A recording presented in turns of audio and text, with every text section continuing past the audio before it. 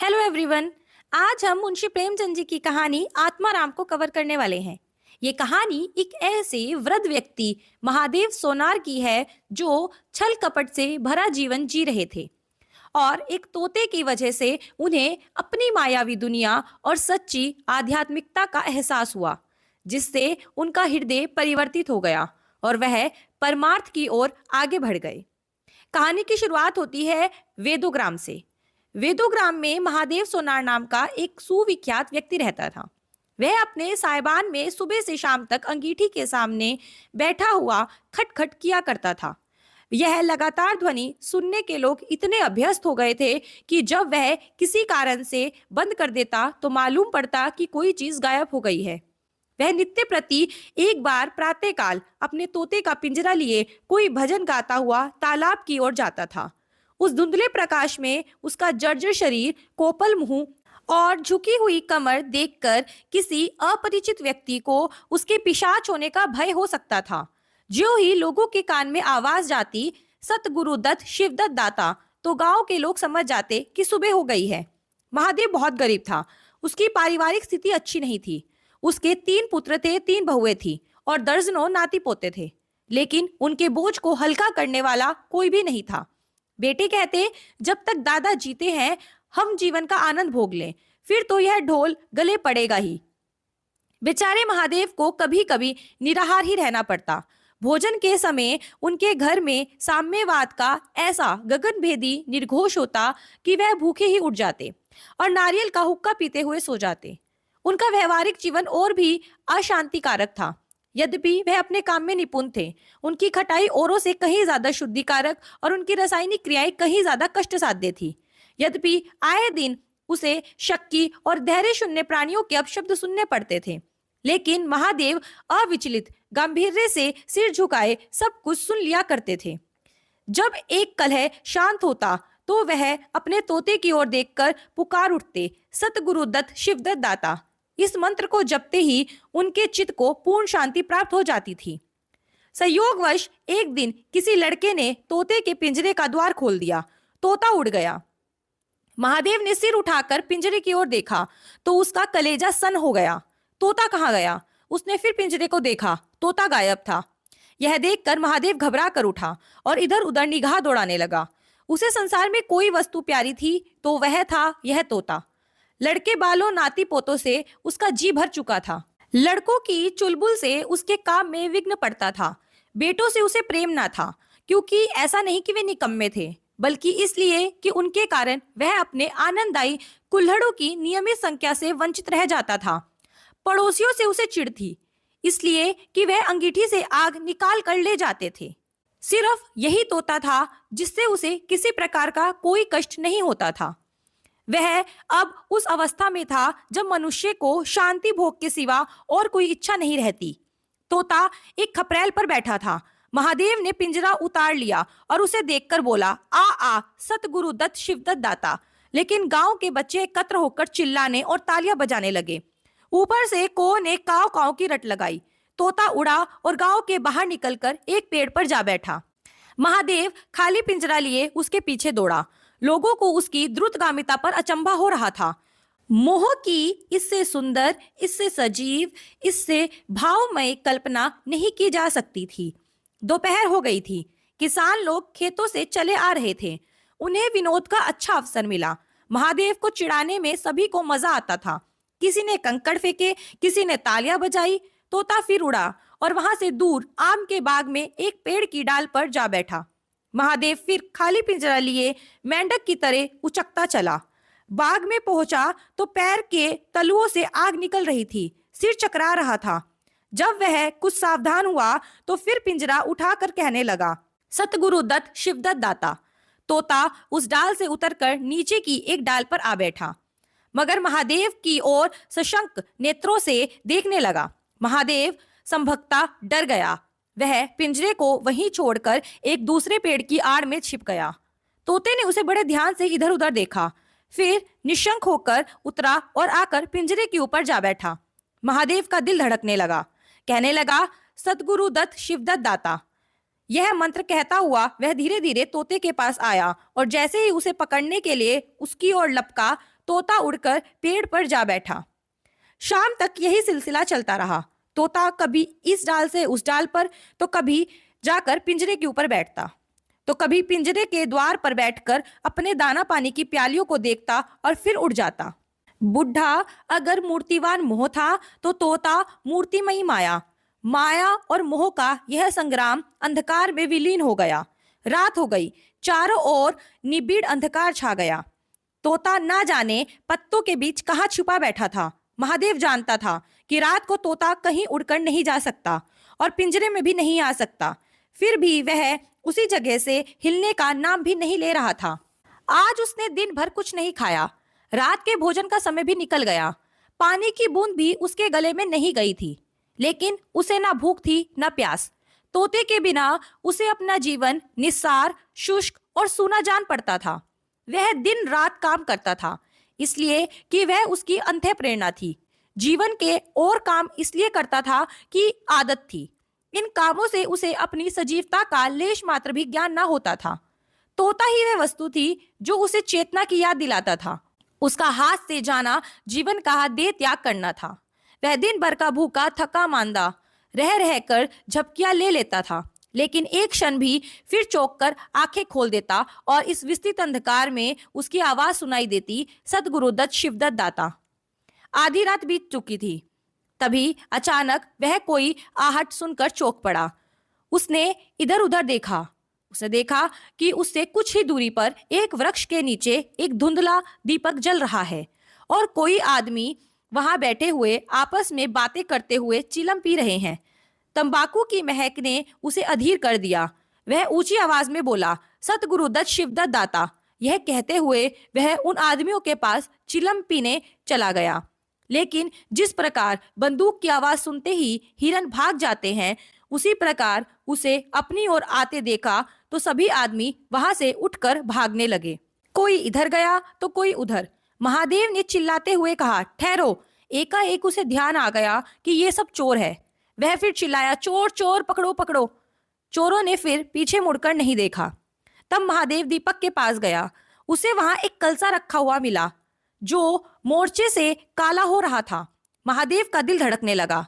उसने कलसे में हाथ डाला तो देखा कि उसमें मोहरें थी। उसने एक मोहर बाहर निकाली और दीपक के उजाले में देखा।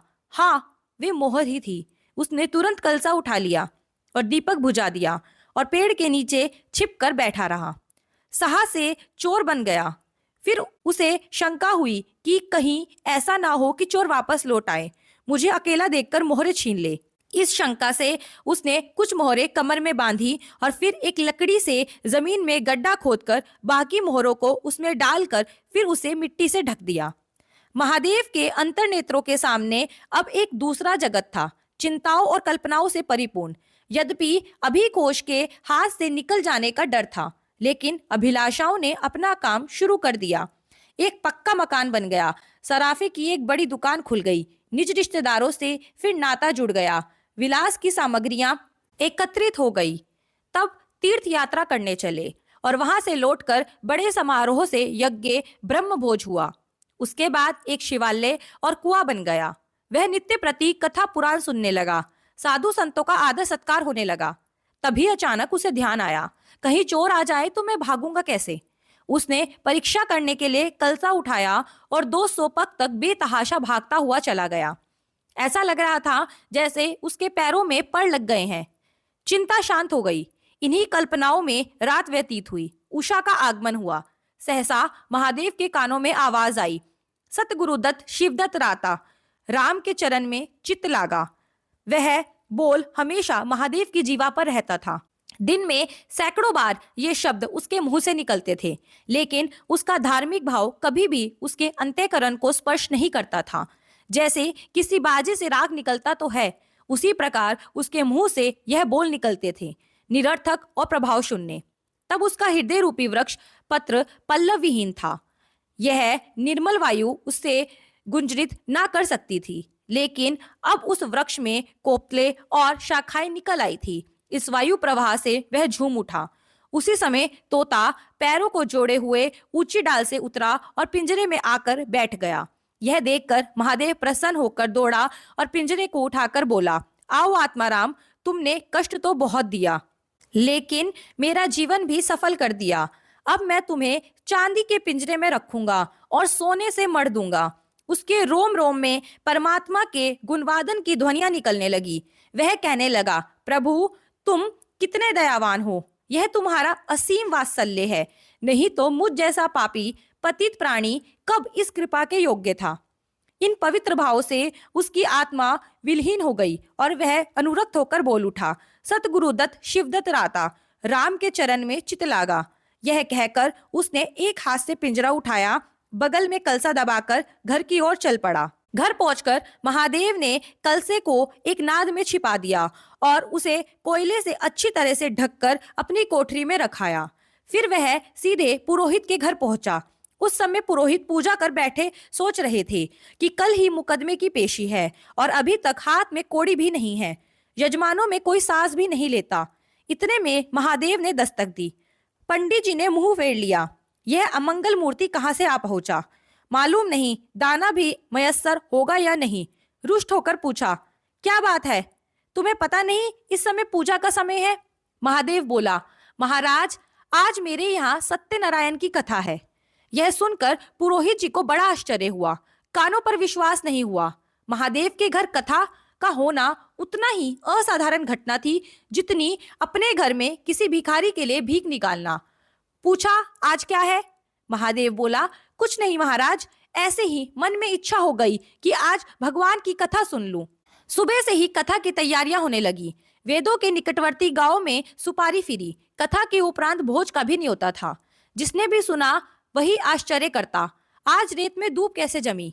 संध्या समय जब सब लोग जमा हो गए और पंडित जी अपने आसन पर बैठे तो महादेव खड़ा होकर उच्च स्वर में बोला, भाइयों, मेरी सारी उम्र छल कपट में कट गई। मैंने ना जाने कितने लोगों को दगा दी, कितने खरे को खोटा किया, लेकिन अब भगवान ने मुझ पर दया की है। वे मेरे मुंह की कालिक को मिटाना चाहते हैं। मैं आप सभी भाइयों को ललकार कर कह सकता हूँ कि जिसका मेरे जिम्मे जो कुछ निकलता हो उनकी जमा मैंने मार ली हो, जिनसे चोखे माल को खोटा कर दिया हो, वह आकर अपनी एक एक कौड़ी चुका ले। अगर कोई यहाँ ना आ सका हो तो आप लोग उससे जाकर कह दीजिए, कल से 1 महीने तक जब भी चाहे आए और अपना हिसाब चुकता कर ले। गवाही साखी का काम नहीं। महादेव की बात सुनकर वहां उपस्थित सभी लोग सन्नाटे में आ गए, लेकिन उस समय लोगों को वसूली की इतनी इच्छा नहीं थी जितनी यह जानने की थी कि इसे इतना धन मिल कहां से गया। किसी को महादेव के पास आने का साहस ना हुआ। देहात के आदमी थे, गड़े मुर्दे उखाड़ना क्या जाने। फिर प्राय लोगों को याद भी ना था कि उन्हें महादेव से क्या पाना है, और ऐसे पवित्र अवसर पर भूल चूक हो जाने का भय उनका मुंह बंद किए हुए था। सबसे बड़ी बात यह थी कि महादेव की साधुता ने उन्हें वशीभूत कर लिया था। तभी सहसा पुरोहित जी बोल पड़े, तुम्हें याद है मैंने एक कंठा बनाने के लिए सोना दिया था, तुमने कई माशे में तोल में उड़ा दिए थे। महादेव बोला, याद है महाराज, आपका कितना नुकसान हुआ होगा। पुरोहित ने कहा, यही कोई 50 रुपए से कम ना होगा। यह सुनकर महादेव ने कमर से 2 मोहरें निकाली और पुरोहित के सामने रख दी। पुरोहित जी की लोलुपता पर टिकाए होने लगी। यह बेईमानी है, बहुत हो तो 2-4 रुपए का नुकसान हुआ होगा। बेचारे से 50 रुपए ऐंठ लिए। नारायण से भी डर नहीं। बनने को पंडित, लेकिन नियत ऐसी खराब। राम राम। अब लोगों को महादेव पर एक श्रद्धा सी हो गई। करीब 1 घंटा बीत गया, लेकिन उन सैकड़ों लोगों में से एक भी आगे नहीं आया। तब महादेव ने फिर कहा, लगता है आप लोग अपना अपना हिसाब भूल गए हैं, इसलिए आज कथा होने दीजिए। मैं 1 महीने तक आप लोगों की राह देखूंगा। इस बीच मैं तीर्थ यात्रा करके चला आऊंगा। आप सब लोगों से मेरी प्रार्थना है कि आप मेरा उद्धार करें। 1 माह तक महादेव देनदारों की राह देखता रहा। रात को चोरों के भय से उसे नींद भी नहीं आती थी। अब वह कोई काम भी नहीं करता। शराब का चस्का भी छूटा। साधु अभ्यागत जो द्वार पर आ जाते उनकी यथोचित स्वागत सत्कार करता। दूर दूर तक उसका सुयश फैल गया। यहाँ तक कि महीनों पूरा हो गया और एक भी आदमी हिसाब लेने नहीं आया। अब महादेव को ज्ञान हुआ कि संसार में कितना धर्म, कितना सद्व्यवहार है। अब उसे अच्छी तरह मालूम हो गया कि संसार बुरों के लिए बुरा है और भलों के लिए भला। इस घटना को घटे हुए करीब 50 वर्ष बीत चुके होंगे। आप वेदो जाइए तो दूर से ही एक सुनहला कलश दिखाई देता है। वह ठाकुर द्वारे का कलश है। उससे मिला हुआ एक पक्का तालाब है जिसमें खूब कमल खिले रहते हैं। उस तालाब की मछलियां कोई नहीं पकड़ता। तालाब के किनारे एक विशाल समाधि है।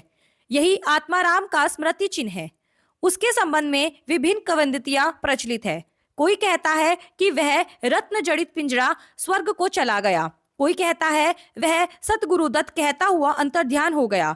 मगर यथार्थ यह है कि उस पक्षी रूपी चंद्र को किसी बिल्ली रूपी राहु ने ग्रस लिया। लोग कहते हैं आधी रात को भी तालाब के किनारे आवाज आती है, सतगुरु दत्त शिवदत्त दाता राम के चरण में चित लागा। महादेव के विषय में भी कितनी ही जनश्रुतियां हैं। उनमें सबसे मान्य यह है कि आत्माराम के समाधिस्थ होने के बाद वह कई सन्यासियों के साथ हिमाचल चला गया और फिर वहां से लौटकर ना आया। उसका नाम आत्माराम प्रसिद्ध हो गया। आज की स्टोरी आप सब लोगों को कैसी लगी कमेंट करके जरूर बताना। अगर अच्छी लगी हो तो इसे लाइक कर देना, शेयर कर देना। चैनल पर पहली बार आए हो तो इसे सब्सक्राइब करके जाना। मिलते हैं कल किसी और नई कविता कहानी के साथ। तब तक के लिए take care and bye bye.